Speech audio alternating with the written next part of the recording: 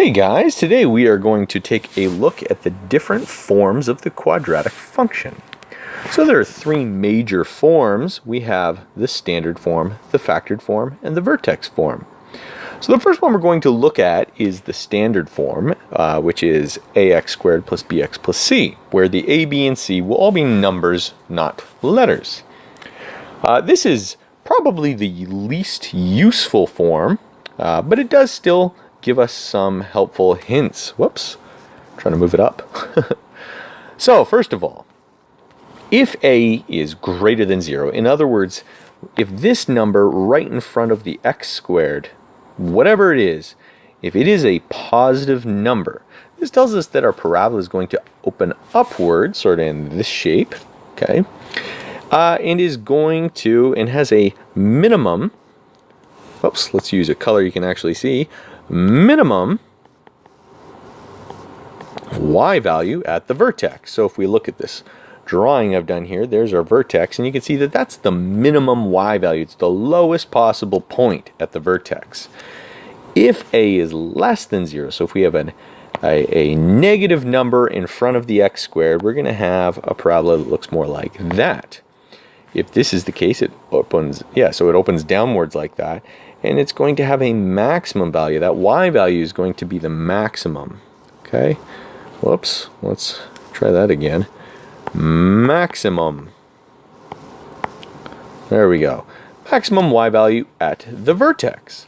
The last thing that this form tells us is that c value right at the end there is actually incredibly useful, because that value is just the y-intercept. The y-intercept. So that is where the parabola will cross through the y-axis. It's the initial value, we sometimes call it. Okay? So for the following, we're going to say what the direction of opening is, whether it's a max or a min, and what the y-intercept is. So we can just look at it here. Okay? Remember, if there is nothing written in front of the x squared, that means that the x squared, or the a value, in this case, is just equal to positive 1. Okay, so part A was the direction of opening. So it is a positive 1, so this is going to open up. Anytime it opens up, it means it has a minimum value. Okay, and finally, what is our y-intercept? Well, that is the negative 12. So it's going to be negative 12. Sometimes we will write that as 0, negative 12, because that would be the coordinates of that point. Okay, usually it's not that big of a deal, but sometimes. Okay, so let's look at the next one, a little bit more challenging here. So again, we're going to look at this number in front of the x squared. So this time it's a negative 2. So the fact that it's negative tells us that this opens down. Whoops. Down. And anytime it opens down, it means that we have a maximum value. All right. And finally, we look at that number at the end, which is 5. So our y-intercept is going to be 5. All right. And that's it. So that's standard form. So let's take a look at the next form. If I can figure out how to turn the page. There we go. Okay, and this is called factored form. So this is a much more useful form. Factored form is probably the second most common out of the three. And it has this form a x minus r times x minus s. Okay, so the value of a still gives us information about the shape and direction of opening. In fact, it's the same a value. If you write the same parabola in the two different forms, it will have that same a value. Okay? The r and s values give us the zeros. Zeros. I never know whether to put an e or not. The word heroes has an E after it, or before the S. I don't know if zeros does, but it looks wrong with an E. So there we go. So remember to take what is in each bracket and make it equal to 0 to get the x-intercepts. In other words, it ends up just being the positive version. So if it says x minus 2, then your 0 is 2. Okay? So anyway, the zeros can be determined by setting each factor equal to 0. This will be more obvious. I'm going to show you an example, and this is going to make way more sense. This is a little confusing how it's written here. In solving the resulting equation for x. There you go. Okay, so in other words, x would be r and x would be s. Okay, so in other words, if I have something like this, well, I'll just write it out like this: minus r, x minus s.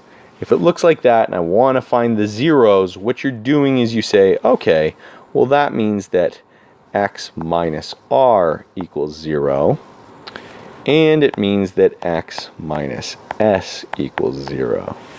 From there, you just move the r to the other side. It becomes positive. You get x equals r and x equals s. Okay? So zeros in this case, remember, are the same as the x-intercepts. It just means where they cross the x-axis. So we got a nice little diagram here, and you can see there they are, right there at r and s. Okay, it does get a little confusing though, because of course this negative right here is going to throw you off. It'll say x equals negative 4. That means that x equals 4 is what you want. Okay, so anyway, the other thing this tells us is it tells us the x coordinate of the vertex. If we take the r value, we take the s value, we add them up, we divide it by 2, that's going to give us the axis of symmetry, which is the dotted line that's going to cut this in half. It also is the x value for our vertex. Okay, so I'll show you how to do that in a second, and then you'll feel a lot better about this, because that was really confusing. So anyway, we're going to go through these two examples here. We're going to identify the direction of opening. We're going to identify the x-intercepts, which of course we said was the same thing as what we call zeros. Nobody really calls them x-intercepts when you're talking about quadratics. You call them the zeros. It's the same thing. I confuse myself sometimes. So anyway, the coordinates of the vertex and whether it is a max or min, the axis of symmetry, and the y-intercept. So let's go. First one, direction of opening. So again, our a value, the same rules apply. So there's our a value. It's negative 2. It's negative. That tells us that it opens down. If it opens down, that means that it has a maximum value. All right. The next thing we do is we'll say our x-intercepts. Our x-intercepts are going to be, well, we take this guy right here and this guy right here, and it's going to give us the x-intercepts of negative 1, 0, and positive 7, 0. Okay, those are our x-intercepts. Again, notice I changed the sign, I changed the sign. It says plus 1, negative 7. Well, I'm using negative 1 plus 7. Okay? And that's all you really have to remember, is that you're going to change that sign. All right. What's C? C is the coordinates of the vertex. Sorry, I keep zooming in and out. I can never remember. This is the problem with me giving you 5 parts to a question, is that I can't remember what all the parts are. So, what we're going to do, first we're actually going to find the axis of symmetry, which is actually part D. So wasn't written out. I probably should have flipped those two, but whatever. What are you going to do? So here we go. We're going to find the axis of symmetry, which means we're going to take negative 1, okay, which just comes straight from there, and then we're going to say plus 7, which comes straight from there, and then we divide by 2. And it's always 2 you divide by. Always 2. So that's going to give us 6 over 2, which is equal to 3. And so that is our x coordinate. So now we have to figure out our y coordinate. So we're just going to find f of 3. Okay, in other words, we're just going to replace our x's with 3. So we have negative 2. We have 3 plus 1. And we have 3 minus 7. So we have negative 2 times 4 times negative 4. Okay. 4 times negative 4 is negative 16. Negative 16 times negative 2 is positive 32, which tells us that the vertex is 3, 32. Hold on, I'm going to clear that up so it's more obvious what I wrote there. 3, 32. There we go. So that's our vertex. Okay. So from there it asks what our axis of symmetry is. Well, your axis of symmetry is just x equals, and then you're just going to take whatever that x value was, and right there. And now you do have to write it as x equals 3 because it is a vertical line, okay?